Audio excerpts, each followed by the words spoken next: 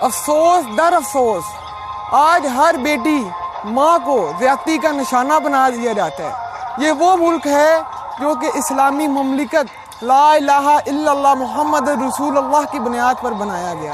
آج ہماری ماؤں بیٹیوں کی عزت محفوظ نہیں رہی۔ وہ ایوانوں میں بیٹھے لوگ، وہ وزیر، وہ مشیر، وہ کہاں پہ ہیں؟ مدینہ کی ریاست کے دعوے دار۔ کیا آج ہماری بیٹی کی عزت دن دہاڑے لوٹ لی جاتی ہے؟ کیا اسی طریقے سے انصاف ملے گا میری قوم کو؟ یہ انصاف نہیں چلے گا، ہمیں انصاف چاہیے۔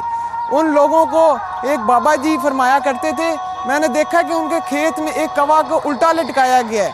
میں نے پوچھا بابا جی اس کوے کو آپ نے الٹا کیوں لٹکایا؟ تو بابا جی کہنے لگے یہ کوے کو اس لیے الٹا لٹکایا ہے کیونکہ دوسرے کوے اس سے دیکھ کے عبرت سیکھیں۔